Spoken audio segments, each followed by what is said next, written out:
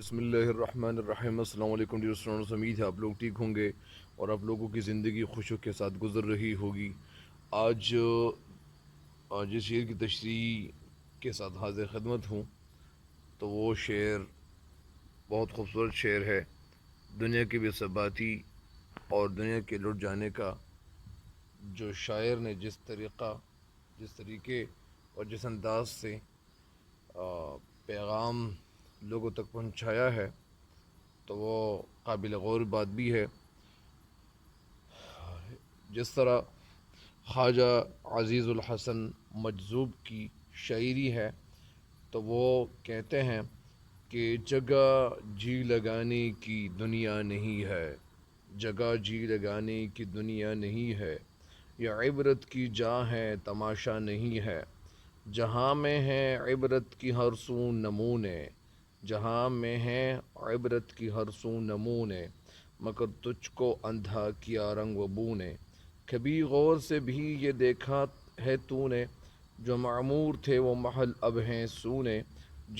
جگہ جی لگانے کی دنیا نہیں ہے، یہ عبرت کی جا ہے تماشا نہیں ہے، ملے خاک میں اہل شاہ کیسے کیسے، مکی ہو گئے لامکا کیسے کیسے، ہوئے نامور بے نشاں کیسے کیسے، زمیں کھا گئی آسماں کیسے کیسے، جگہ جی لگانے کی دنیا نہیں ہے، یہ عبرت کی جا ہے تماشا نہیں ہے، اجل نے نہ کسریٰ میں چھوڑا نہ دارا، نہ دارا، اسی سے سکندر سا فاتح بھی ہارا، ہر ایک چھوڑ کے کیا کیا حسرت سدھارا، پڑا رہ گیا سب یہی ٹاٹ سارا، تجھے پہلے بچپن نے برسوں کھلایا، جوانی نے تجھ کو پھر مجنوں بنایا، بڑھاپے نے آ کے کیا کیا ستایا، اجل تیرا کر دے گی ایک دن صفایا، جگہ دنیا لگانے کی جگہ نہیں ہے، جگہ جی لگانے کی دنیا نہیں ہے، یہ عبرت کی جا ہے تماشا نہیں ہے۔ تو جیا کرتا ہے کیا یوں ہی مرنے والا، اچھا یہی تجھ کو دھن ہے دکھوں سب سے اعلیٰ، ہو زینت نرالی ہو فیشن نرالا، جیا کرتا ہے کیا یوں ہی مرنے والا، تجھے حسن ظاہر نے دھوکے میں ڈالا، جگہ جی لگانے کی دنیا نہیں ہے، یہ عبرت کی جا ہے تماشا نہیں ہے، وہ ہے عیش و عشرت کا کوئی محل بھی، جہاں طاق میں کھڑی ہو اجل بھی، بس اب اس جہالت سے تو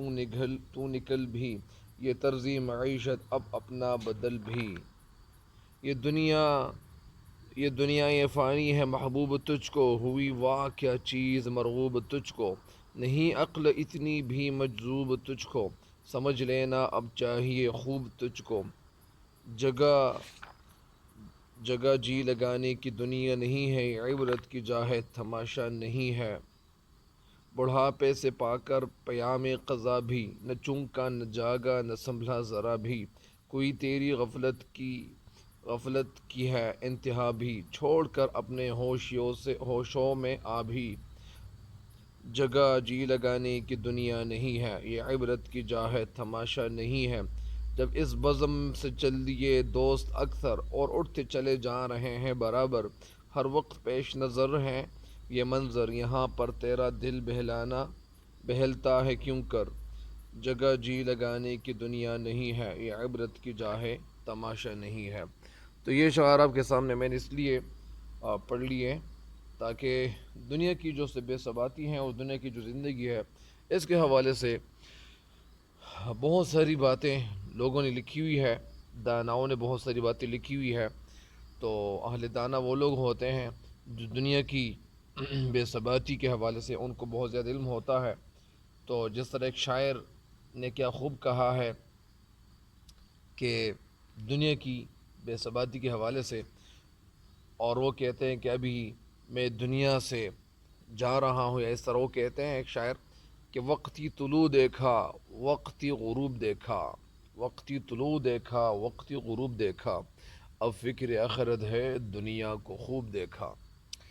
تو صبح ہوتی ہے شام ہوتی ہے زندگی یوں ہی تمام ہوتی ہے۔ بہرحال اس چینل پہ ہر نئے آنے والے ان کو میں خوش آمدید کہتا ہوں، اور میرے چینل کو سبسکرائب ضرور کریں، اور ساتھ ساتھ اس چینل کے لنکس کو بھی اپنے دوستوں کے ساتھ ضرور شیئر کریں، ٹھیک ہے؟ تو بڑھتے ہیں شعر نمبر 2 کی تشریح کی طرف۔ آپ لوگ بھی سمجھ رہے ہوں گے کہ یہ تشریح پتہ نہیں اتنی زیادہ ڈیٹیل سے اور اتنی زیادہ تفصیل سے کیوں سمجھانے کی کوشش کر رہے ہیں۔ تو یہ سمجھانے کی کوشش اس لیے چاہیے کہ یہی غزلیں جب آپ کے ذہن میں بیٹھ جائیں اور صحیح طریقے سے بیٹھ جائیں، ہر اینگل سے ان کو ٹٹولا جائے اور دیکھا جائے، پڑھا جائے کہ کون سا پہلو کس طرح نکلتا ہے۔ بہرحال بڑھتے ہیں شعر کی طرف۔ آفاق کی منزل سے گیا کون سلامت، آفاق کی منزل سے گیا کون سلامت، اسباب لٹا راہ میں یہاں ہر سفری کا۔ اسباب،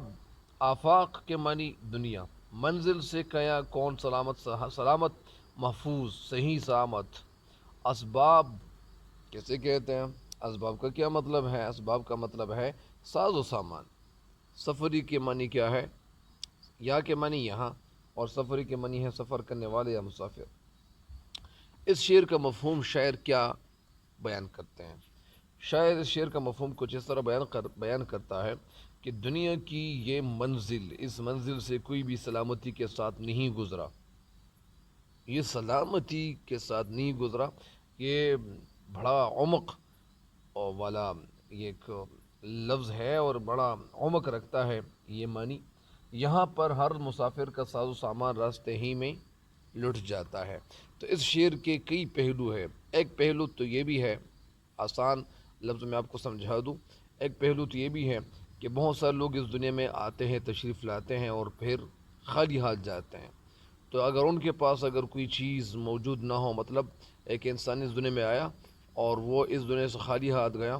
تو یہ بڑی ناکامی کی بات ہوتی ہیں۔ اللہ تعالی ہم سب کو اس دنیا سے کامل ایمان کے ساتھ رخصت فرمائے۔ ایک مطلب تو یہ ہے۔ دوسرا مطلب یہ ہے کہ وہ انسان جو آفاق کی دنیا سے میں گیا کون سلامت، اس دنیا میں مثال کے طور پر کوئی سفر پہ جا رہا ہوتا ہے، اور وہ سفر کے دوران میں، یہ آپ کو میں ڈیٹیل کے ساتھ سمجھاتا ہوں تاکہ آپ کو سمجھ آ جائے، ٹھیک ہے؟ تو شاعر میر تقی میر اس شعر میں موت کے اٹل اور انسان کے فانی ہونے کا جس طرح مضمون باندھنے کی کوشش کرتے ہیں، انہوں نے اس دنیا کو منزل فنا اور یہاں آنے والے ہر شخص کو ملکی عدم کا ایسا مسافر قرار دیا ہے۔ عدم اگلی دنیا، جس کا تمام مال و اسباب راستے میں ہی لٹ جاتا ہے۔ شعر میں منزل، مسافر، اسباب اور سلامتی کے پس منظر میں ایک جگہ سے دوسری جگہ سفر کرنے والے قافلوں کا تصور پایا جاتا ہے، قافلوں والوں کا تصور پایا جاتا ہے۔ یہ ڈیٹیل کے ساتھ آپ کو سمجھا رہا ہوں۔ موجودہ ذرائع دربت اور سڑکیں وغیرہ نہ ہونے کے باعث پرانے زمانے میں لوگ قافلوں کی شکل میں سفر کیا کرتے تھے۔ ڈاکو لٹیرے ان کے راستوں میں گھات لگا کر بیٹھ جاتے تھے اور موقع ملنے پر انہیں لوٹ لیتے تھے، اور ان کے مال و اسباب سے ان لوگوں کو محروم کیا جاتا تھا۔ اس پس منظر میں میر تقی میر نے اس شعر میں دنیا کو انسان کی منزل قرار دیا ہے، لیکن یہ منزل مقصود نہیں ہے، بلکہ صرف قیام گاہ یا ٹھہرنے کی جگہ ہے۔ مطلب یعنی دنیا کی منزل قرار دیا ہے، لیکن یہ دنیا صرف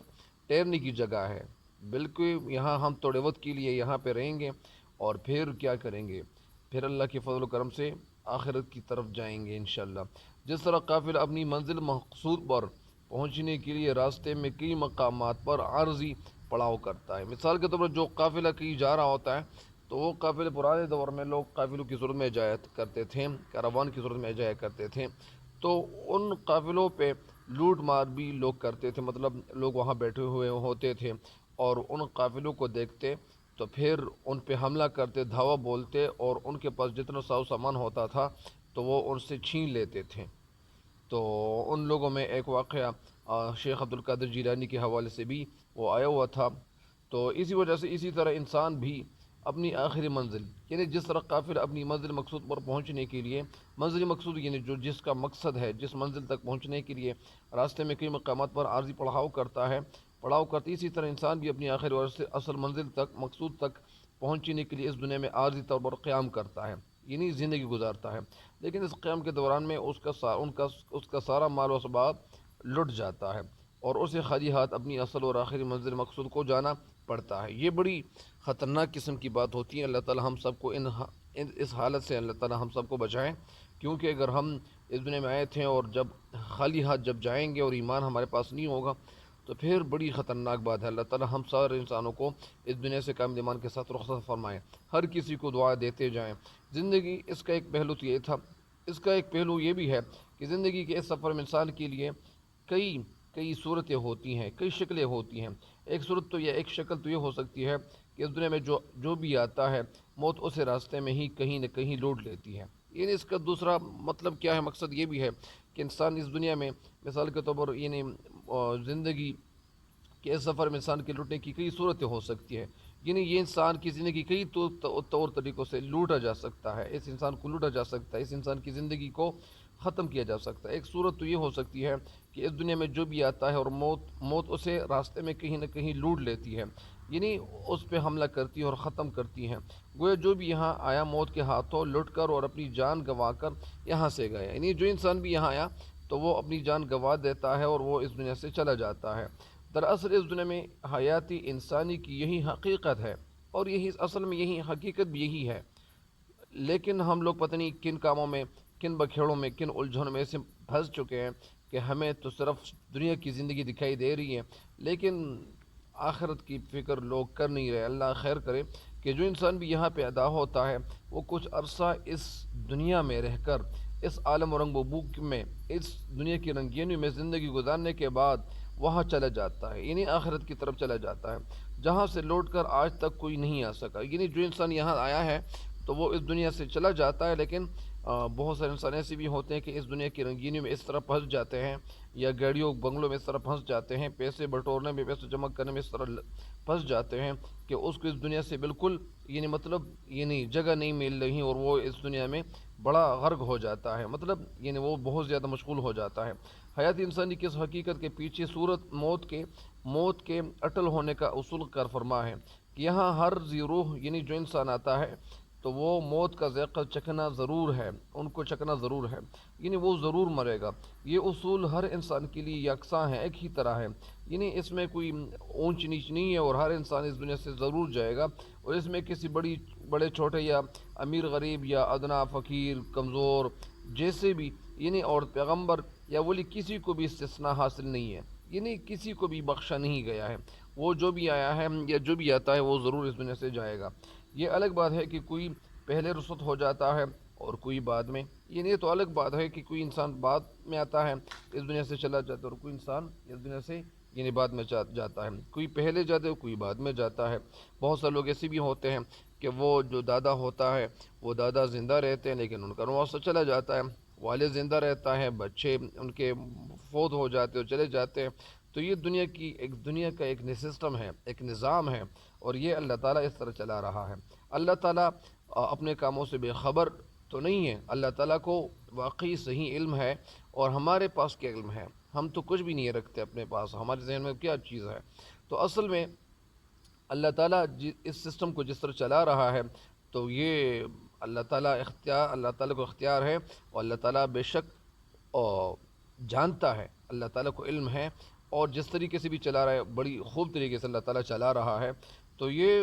ایک شعر ہے کہ موت سے کس کو رستگاری ہے، رستگاری کے معنی یعنی چھٹکارا، آج تم کل ہماری باری ہے، موت سے کس کو رستگاری ہے، آج تم کل ہماری باری ہے۔ ایک دو اسپیکٹس تو آپ کے سامنے رکھ دیے، تیسرے پہلو کی طرف جا رہا ہوں۔ دنیا کی تیسرے پہلو کیا ہے؟ دنیا کی اس منزل میں قیام کے دوران میں انسان کے ٹوٹنے کی دوسری صورت یا دوسری صورت یا تیسری یا اسی طرح دوسری صورت کیا ہے؟ وہ صورت یہ ہے کہ یہ ہو سکتی ہے کہ وہ اس دنیا میں انسان جب آ جاتا ہے، آ کر اس فطری معصومیت اور پاکیزگی کو کھو بیٹھتا ہے۔ مثال کے طور پر دوسری صورت اس شعر کا یہ ہے کہ جب ایک انسان آتا ہے تو معصوم ہوتا ہے، معصوم یعنی گناہ سے یعنی پاک ہوتا ہے، لیکن جب وہ اس دنیا کے بکھیڑوں میں، الجھنوں میں، یا اسی طرح یہاں کی رنگینی میں آ جاتا ہے تو وہ اپنی معصومیت اور پاکیزگی وہ ان کی ختم ہو جاتی ہیں، اپنی پرہیزگاری ان کی ختم ہو جاتی ہے، جسے لے کر وہ اس دنیا میں آیا تھا۔ دراصل یہ دنیا اپنے اندر بے پناہ جاذبیت اور رنگینی اور دلکشی رکھتی ہے، اور رنگینی کا سامان رکھتی ہے۔ یہاں کے کھیل تماشے، رنگ و بور، ہزاروں دلچسپیاں بنگلے اور گاڑیاں اور اسی طرح بہت سارے پیسے، بینک بیلنس انسان کو یوں اپنی طرف اس طرح کھینچ لیتی ہیں کہ وہ اس دنیاوی لذتوں کو ہی سب کچھ سمجھ بیٹھتا ہے۔ وہ کہتے ہیں کہ یار یہ دنیا کی جو زندگی ہے بس یہ میرے لیے کافی ہے، اور میں آخرت کی فکر کیوں کروں؟ آخرت وہ فکر تو وہ بعد میں کروں گا، جب میں بوڑھا ہو جاؤں گا تب میں آخرت کے حوالے سے سوچوں گا۔ ابھی تو جوانی ہے، اور ابھی اس دنیا میں کون کیا یہ نہیں سوچ سکتا ہے، اور وہ اپنی سوچ یہی رکھتا ہے کہ بس میں بعد میں آخرت کے حوالے سے میں سوچوں گا، اور اپنے انجام سے بالکل یہ انسان کیا ہوتے بے خبر ہو کر یہاں کی آسائش اور سہولت کے حصول میں اس قدر کھو جاتا ہے، اس طرح پھنس جاتا ہے، الجھ جاتا ہے کہ نہ صرف اپنی فطری معصومیت اور پاکیزگی کھو بیٹھتا ہے، بلکہ دنیا سے رخصت ہوتے وقت ان کے سر پر گناہوں کے بوجھ کا اضافہ ہو چکا ہوتا ہے۔ یعنی ظاہری بات ہے کہ اس دنیا میں انسان یعنی جب بچہ ہوتا ہے، پیدا ہوتا ہے، تو وہ پاک ہوتا ہے، پاکیزگی ان کے ساتھ ہوتی ہیں، لیکن جب اس دنیا سے وہ جا رہا ہوتا ہے انہوں نے اتنا کیا ہوا ہوتا ہے، یا اسی طرح بہت سارے لوگوں نے اتنے زیادہ گناہ کیے ہوئے ہوتے ہیں کہ وہ بیچارے جب اس دنیا سے جا رہے ہوتے ہیں تو وہ اپنے بارے میں تو وہ نہیں سوچتے ہیں، لیکن بہت سارے لوگ ایسی بھی ہیں۔ اسی طرح اگر میں آپ کو ایک دفعہ میں ایک بیان سن رہا تھا، تو اس بیان میں ایک شخص ہے، اور وہ انہوں نے پی ایچ ڈی کی ہوئی، انہوں نے ایم بی بی ایس کیا ہوا ہے، یا اسی طرح انہوں نے پی ایچ ڈی کی ہوئی ہے، تو جب ان کی تعلیم مکمل ہو جاتی ہے تو اس وقت اس انسان کو اس انسان وہ انسان جو ہوتا ہے تو وہ مرنے کے قریب آ جاتا ہے، یعنی مطلب موت اسے دھمک لیتا ہے، اور موت اسے گھیرے میں مطلب گرفت میں لاتا ہے، اور اسی طرح وہ انسان، وہ بچہ اس کا وہ موت کے شکنجے میں آ جاتا ہے، مطلب یعنی مرنے کا وقت ان کا قریب آ جاتا ہے۔ تو پھر اسی وقت وہ والد جو ہوتا ہے، والد وہ والد کیا کرتے ہیں، والد جو ہے وہ بہت بہت زیادہ وہ خفا ہیں کہ میرے بیٹے نے بہت زیادہ اعلیٰ تعلیم حاصل کی، اور میں نے بہت زیادہ پیسہ ان پہ خرچ کیا، لیکن ابھی وہ والد کہہ رہے تھے کہ آپ پہ تو میں نے بہت زیادہ پیسہ بھی خرچ کیا، آپ نے تو میرے لیے کچھ بھی نہیں کیا، اور ابھی آپ جا رہے ہو۔ تو وہ بیٹا کہتے ہیں کہ ابو یا دادا جان یا اسی طرح وہ کچھ کہنے لگے کہ ڈیڈی ظلم تو آپ نے مجھ پہ کیا، کیونکہ آپ نے مجھے باہر بھیجا اور مجھے اعلیٰ تعلیم دلوائی، لیکن آپ تو دلوانے میں کامیاب ہو گئے، لیکن میں جب اس دنیا سے جا رہا ہوں تو میں نے تو آخرت کے لیے کچھ بھی نہیں کیا، میں نے تو ساری جو محنت تھی تو وہ تو دنیا کے لیے کر لی، اور آخرت کے حوالے سے میرے پاس تو کچھ ہے ہی نہیں۔ تو اسی وجہ سے وہ کہہ رہے تھے کہ بڑا ظلم تو آپ نے مجھ پہ کیا۔ تو اسی وجہ سے بہت سارے لوگ ایسے ہوتے ہیں کہ وہ جب اس دنیا سے جا رہے ہوتے ہیں ان کے پاس کچھ ہوتا ہی نہیں ہے، تو پھر کرے گا وہ کیا؟ تو اسی وجہ سے بہت سارے لوگوں کو ایسا کرنا چاہیے کہ جن کے پاس اللہ تعالیٰ نے، اور جن کے پاس پیسے ہیں تو ان کو اس دولت کو صحیح استعمال میں لانی چاہیے، اور ان کو ان پیسوں کو مطلب غریبوں میں بانٹنا چاہیے، غریبوں کی مدد کرنی چاہیے، ہیلپ کرنی چاہیے، تو یہ جو اچھے کام ہوں گے تو یہ اس انسان کے کام آ سکتے ہیں۔ اچھا، ایک اور پہلو بھی آپ لوگوں کے سامنے رکھ دوں۔ اگلا پہلو کیا ہے؟ اس دنیا میں انسان کے لیے ایک اور صورت یہ ہو سکتی ہے، ایک اور شکل یہ ہو سکتی ہے کہ انسان اپنی زندگی میں دنیا کا جو مال و اسباب جمع کرتا ہے، موت کے ہاتھوں اس سے چھن جاتا ہے، اور یہاں اسے خالی ہاتھ رخصت ہونا پڑتا ہے۔ اس انسان کی نادانی کے سوا اور کچھ نہیں کہا جا سکتا۔ یعنی اس دنیا میں انسان کے لیے ایک اور صورت یہ ہو سکتی ہے کہ انسان اپنی زندگی میں دنیا کا جو مال اسباب جمع کرتا ہے موت کے ہاتھوں سے چھن جاتا ہے، یعنی جب وہ مر جاتا ہے تو یہ جتنا اسباب وہ جمع کر چکے ہوتے ہیں، جتنا پیسہ انہوں نے بینکوں میں جمع کیا ہوا ہوتا ہے، تو وہ کیا ہو جاتا ہے؟ وہ سارا پیسہ ان سے یہاں رہ جاتا ہے، اور وہ یہ بیچارہ خالی ہاتھ اس دنیا سے چل پڑتا ہے۔ تو پھر یہ کیا کرے گا؟ پھر یہ تو یعنی اس طرح ایک عالم کہہ رہے تھے کہ پیسہ، یا اسی طرح ایک عالم کہہ رہے تھے کہ اس طرف ایک دفعہ میں نے یہ بات سنی تھی کہ جس طرح پیسہ ایک شخص تھے یا اسی طرح وہ پیسہ جمع کر رہے تھے، تو پھر فرمایا گیا کہ یہ جو پیسہ ہے یہ وراثت ہے، یہ آپ کا پیسہ نہیں ہے۔ تو اصل میں وراثت، یا جس کو پراپرٹی کہتے ہیں، انہیریٹنس جس کو کہتے ہیں، تو اصل میں وراثت کسے کہتے ہیں؟ وراثت اصل میں یعنی جو چیزیں ہمارے پاس ہیں، مثال کے طور پر ہمارے پاس پیسے ہیں یا کسی کے پاس پیسے ہیں، تو یہ پیسے ان کے پاس ہیں، اگر یہ اس دنیا سے چلا جاتا ہے تو وہ پیسے ان کے پاس یہ تو نہیں رہیں گے، مطلب یہ نہیں، یہ ان کے بچوں کی پھر یہ جائیداد بنتی جائے گی۔ تو اسی وجہ سے کہنا یہ چاہتے ہیں کہ یہ اس موت کے ہاتھوں یہ سارا پیسہ یہ چھن جاتا ہے، اور یہ بیچارہ اس دنیا سے خالی ہاتھ رخصت ہونا پڑتا ہے۔ اس انسان کی نادانی کے سوا اور کچھ نہیں کہا جا سکتا کہ وہ اپنی اس دنیا کی حقیقت سے باخبر ہونے کے باوجود دنیاوی مال و اسباب، جائیداد، عزت، شہرت، مرتبہ، بینک بیلنس، بڑی گاڑیاں اور بڑے بنگلے اور مرتبے کے حصول کے لیے دن رات انہوں نے ایک کیا ہوا تھا، اور وہ لگا رہا مسلسل کوشش کرتے رہے، اور ہر جائز ناجائز ذریعے سے ان کے حصول کے لیے، حاصل کرنے کے لیے محنتیں کرتا رہا۔ لیکن جب موت کا بلا سر پہ آ پہنچتا ہے، جب موت کا بلا ان کے سر پہ کھڑا ہو جاتا ہے، تو اسے عہدہ، مرتبہ، شان و شوکت اور جتنے جو مرتبے انہوں نے حاصل کیے ہوئے ہوتے ہیں، جو مال اسباب، وہ سارا یہاں چھوڑ جاتا ہے، اور یہ بے بسی سے ہارا ہوا انسان، یا اسی طرح یہ بے بس انسان اپنے آپ کو موت کے حوالے کرتا ہے، اور یوں خالی ہاتھ اس دنیا سے رخصت پڑتا ہے۔ جس طرح ایک جگہ کہتے ہیں ایک شاعر نے کہ جائے گا جب یہاں سے کچھ بھی نہ پاس ہوگا، جائے گا جب یہاں سے کچھ بھی نہ پاس ہوگا، 2 گز کفن کا ٹکڑا تیرا لباس ہوگا، 2 گز کفن کا ٹکڑا تیرا لباس ہوگا۔ تو اسی وجہ سے اگر میں آپ کو مختصراً یہ بتا دوں، آپ کہیں گے کہ سر یہ مختصراً کیسے؟ تو مختصراً مطلب اس کا یہ ہے کہ میر تقی میر اس دنیا کی بے ثباتی اور انسان کے فانی ہونے کا احساس دلانے کی کوشش کرتے ہیں، لیکن اصل میں اس شعر میں یہ پیغام چھپا ہوا ہے کہ جب ہم اس دنیا کے مادی مال و اسباب میں کچھ بھی اپنے ساتھ لے کر آخرت کی منزل کی طرف نہیں جا سکتے، تو پھر اس مال و اسباب کے حصول کے لیے اس قدر جو ہم کوشش کر رہے ہیں وہ کیوں کرتے ہیں؟ ہمیں چاہیے کہ اس دنیا میں رہتے ہوئے موت کے بعد آنے والی منزل کی بھی کچھ فکر کریں۔ مطلب یہ نہیں ہمیں تو اس دنیا میں تو جب ہمیشہ تو نہیں رہنا ہے، بلکہ کچھ وقت کے لیے رہنا ہے۔ تو جب کچھ وقت کے لیے رہنا ہے تو ابھی ہمیں آخرت کے لیے بھی کچھ فکر کرنی چاہیے۔ یہاں سے اگر ہم یہاں سے نیک اعمال کے ساتھ جائیں گے اور ہمارے پاس کچھ نیک اعمال ہوں گے تو کل وہ ہمارے کام آئیں گے، لیکن اگر ہم اپنے پاس نیک اعمال نہیں لے کے جائیں گے تو پھر کیا ہوگا؟ مطلب اگر ہم یہاں جو زندگی گزار رہے ہیں اور ہمارے پاس مطلب یعنی رات کا وقت ہے، اگر آپ کے پاس لائٹ نہیں ہے اور رات کا وقت ہے تو آپ جائیں گے کیسے؟ پھر آپ کہیں گے کہ لائٹ نہیں ہے تو